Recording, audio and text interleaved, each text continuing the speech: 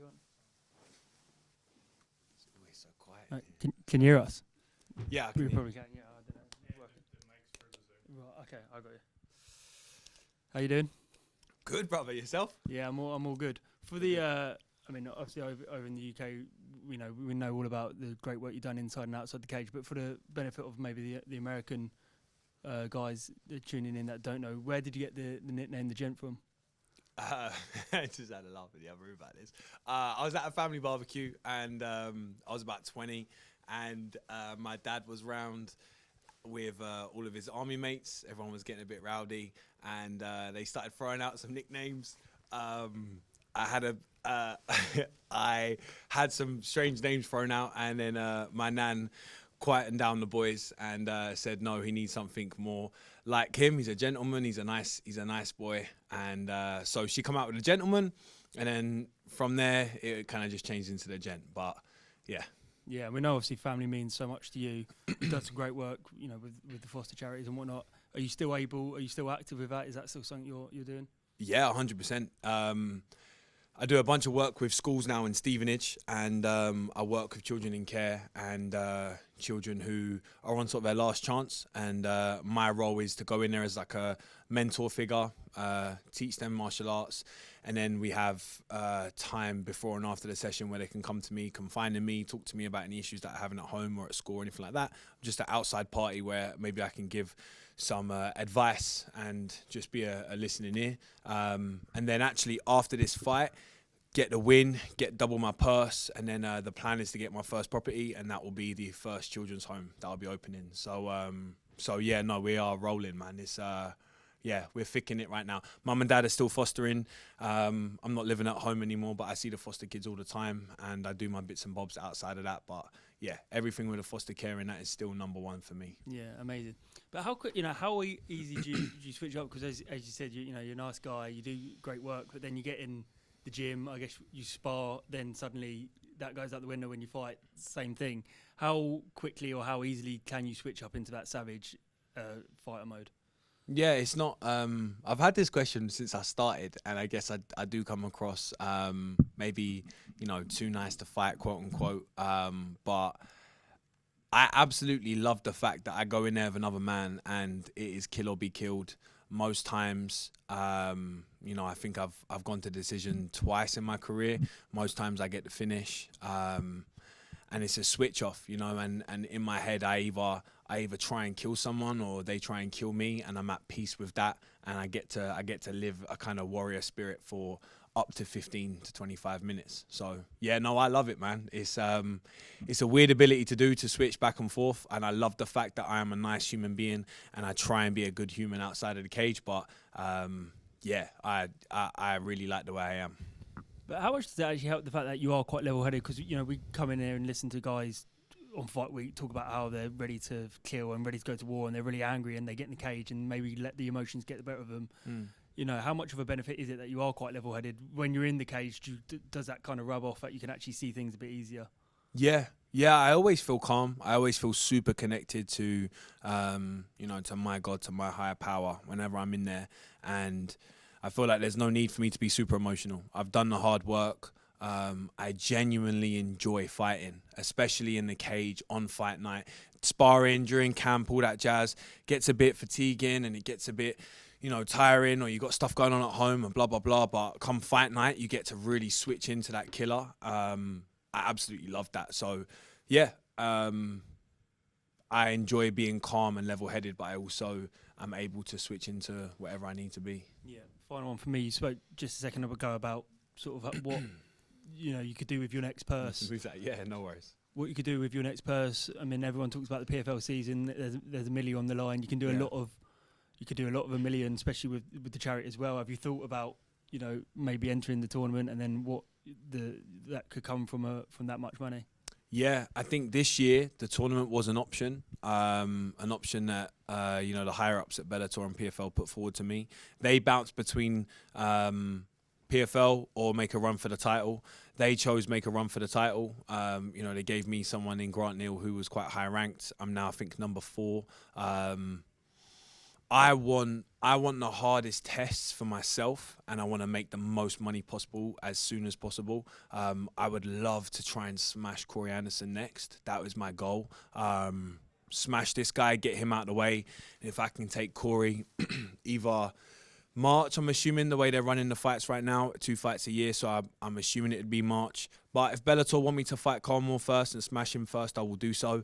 But next year, I want to touch gold. So whether that's the first fight of the year or the second, or if they want to give me the PFL tournament, they'll give me that. But I personally believe Simeon Powell deserves a shot to be in the PFL tournament. And I've already made it very clear I will not fight my brother. So he go and takes $1 million out of that. I'll go get my belt, and then we can figure it out from there. But yeah, that's my plan. Just speaking about that a little bit, what did you make of Carl and Corey's fight? It was a little bit, it wasn't exactly the most fan friendly. Oh, wow. Okay. My fight wasn't fan friendly. Do you know what I mean? That was a snooze fest. No, bro. I would say, me personally, I mean, I'm not a casual MMA fan. I'd say they both put on a good war, man. It was real back and forth. Cole showed that he can wrestle with a really good high-level wrestler. And Corey Anderson showed that he has a chin. He took however many head kicks. He got out of that arm bar. I would say that was a fan favorite fight, but I know some fans are quite fickle and need a little more education in terms of techniques and stuff. So, yeah, but each their own. And also, going off the back, that was my most boring fight I've ever had. So maybe I'm being brutally honest for myself too, you know. But yeah, no. I mean, listen, if the fans think that was a boring fight and they're like, yeah, chuck Trainer in there, let's get a more fun fight, I'm all for that, and I'll jump on any narrative to get me to the belt. So yeah, I would have to think like Carl Moore's probably somebody like stylistically you probably match up a little better with than Corey, right? Yeah, I'll be honest. I fought Sullivan Corley, Division 1 wrestler, and Grant Neal, Division 1 wrestler. And they couldn't get me down. You know, Grant Neal had 3 rounds to try. Sullivan Corley had 2 minutes to try, and neither of them could get me down. I ended up finishing Sullivan Corley in the first round, and Grant Neal, it was, like I said, a snooze fest. So I don't see Corey Anderson as that much of a puzzle for me. He is a dog. His cardio is from the flipping gods. So, yeah, it would be a tough fight, but at this level, everyone's a tough fight. And it's all respect to both of those guys, but I just think I possess enough weapons to smash both of them. What changed after the Byong fight? Because obviously you could see the urgency when you went in there against Lucas, and then obviously against Sullivan as well. And I mean, you mentioned the last one took a little bit longer than the other two, but yeah. Did you notice like when you went back to the gym, there's like certain things I really have to particularly work on after that? I had some issues in that camp.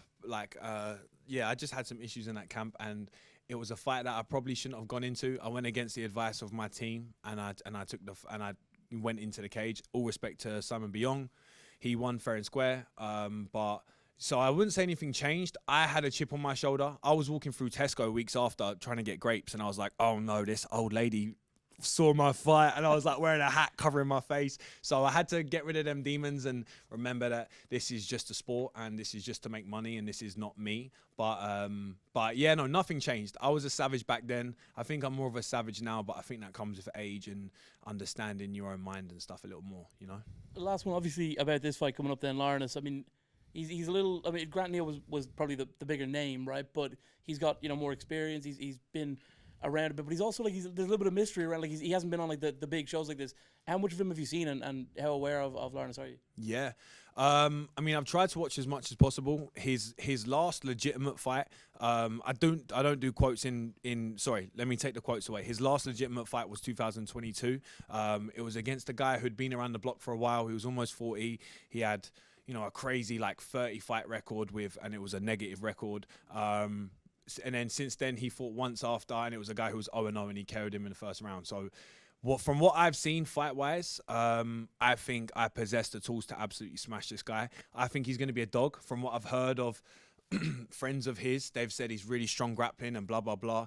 But I think his best chance is to get me down and finish me ground and pound. And I think my jiu-jitsu is going to be more than he thinks is going to be. And I think my striking is going to be too much for him too. So I believe I'm going to smoke him. But I'm also 100% ready for a dogfight. It's his first fight on the big stage. I think he's pulled out all the stops. I've stalked his Instagram every day. I know the training partners he's bringing in. He's bringing in big, tall guys and blah, blah, blah.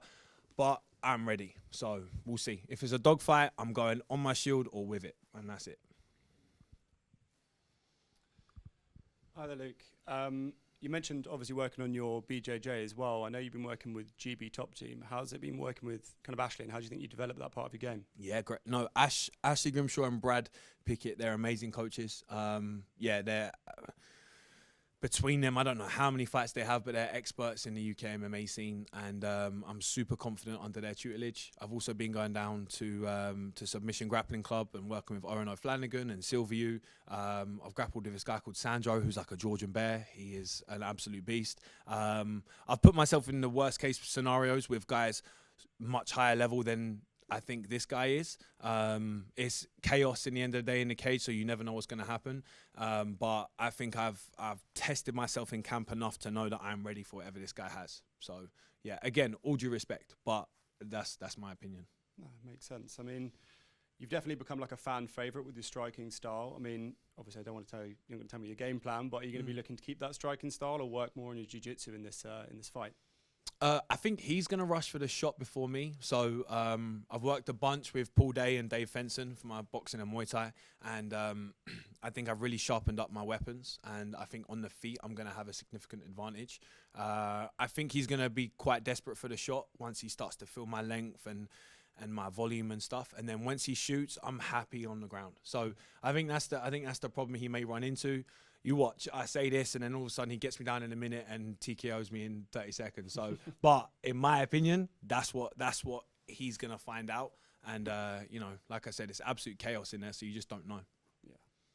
And just finally, mate, I know you've mentioned your post-fight meal. I know you're coming up to your weight cut, so probably not the best conversation. But what have you got eyes on? What are you going to be eating after you finish? Post-fight, I'm in Wembley with Box Park right by me. There's donuts. I think Sim's auntie's invited me to her house for some flipping whatever Jamaican feast. So yeah, I don't know, man. There's a bunch of options, and I am very excited to eat sugar again, and yeah, something fried or yeah, whatever, man. Honestly, whatever other than flipping weighing out my 0% fat yogurt and stuff, I'd be happy. So yeah. Sounds like a plan. Well, good luck on Saturday, mate. Thank you, sir. Hi, Luke. So obviously it's been 2 years since we saw you last fight in London at, I think it was 281. Obviously fight didn't go your way that night, but since then you've gone 3-0, 2 first-round subs. How's it going to feel for you to get a big finish back in front of the London crowd and improve that to 4-0? Yeah, it's going to be great. I absolutely love fighting in London. This is literally 40 minutes away from my house, so it's beautiful. I have so many people come in, which is amazing. You know, my fan base, quote unquote, has kind of grown since then, and I've had so many more people reach out about getting tickets and da-da-da. Yeah, I really want to finish wherever it is, whether I'm here or flipping on an ice cube in Alaska somewhere. Like, I just want to finish. I want to get back to my finishing ways. I know that I need to push the pace and I need to worry about myself rather than him. So once I do that, I get a savage finish, and then I get to celebrate with my people in England. Yeah, no, I'm excited. And obviously, after that defeat in 2022, you've been very open about sort of like your emotions and how you were feeling after that and how you've worked through it. How has working through those emotions improved your mentality going forward and coming into this fight? Yeah, good. Do you know what it's done for me? And this may not be the best attitude, but once you've been like beaten up for 15 minutes, like I took a beating, man, for 15 minutes. You know, I had one submission attempt, and then other than that, Simon was like, "Oh, sick, you're gonna let me hit you in the face," and that was it for 15. So getting through that and knowing what I went through in the camp, being able to get through that, I know I am 100% a dog. Even if I'm on the losing end of it, I know I'm a dog. So it's like, anyone who wants to come test me, come test me. You only have to watch that fight to realize you don't put me away. I don't turn my back. I never quit. You're going to have to flipping chop my head off to get me out of there. So yeah, no, I really, really appreciate that experience. And looking back now, I know I made some mistakes, but I'm super grateful that I got to have that sort of fight. And obviously, we mentioned earlier that, you know, you're a big advocate for foster care. You've been working with the fostering network. And it's good to hear that that's your next plan with your win bonuses to start your first things. What is the end game sort of that? Like, as your success continues, when you get to the absolute peak, what is the dream like for you in that regard? Yeah. So once I've made enough money to do what I want to do in foster care, I will leave this sport. I'm not sticking around for, you know, to become a journeyman and all that sort of jazz. My end goal, once I walk away from this sport, I will have a chain of children's homes, and it will be children's homes purely for 13 to 18-year-olds, between them age ranges, the kids that get thrown to the wayside, the kids that aren't the popular kids to get into a foster home and have a second chance. Those will be the children that I will be focused on, and I'll bring martial arts, I'll bring a different outlook and a different set of skills that a lot of children's homes brings. No disrespect to them, but I don't think there's enough done for those kids right now. And from speaking to them, I think I have what it takes, and I have the people around me to help me. So I'll have a gang of children's homes all around Stevenage, hopefully around the UK. We'll have the same sort of ethos, the same sort of atmosphere, and we'll be helping a bunch of human beings become better, safe, loved human beings. That's great to hear. Congratulations on all your success so far, and good luck in the future. Thank you, brother. Appreciate it.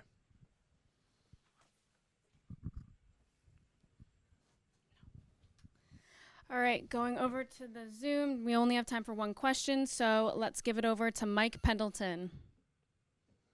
Luke, I want to compliment you on everything you've said today. I think it's amazing where your mind is as a fighter and as a person. And as you continue your climb up the ranks and towards a future title fight, could you just openly discuss how you kind of compartmentalize all of that, right? Because some fighters get locked in on their pursuit of gold and being the very best in their division, and then others, like yourself, also pay so much attention to what they're doing outside of the sport. How do you find time to balance both? Can you kind of speak on that?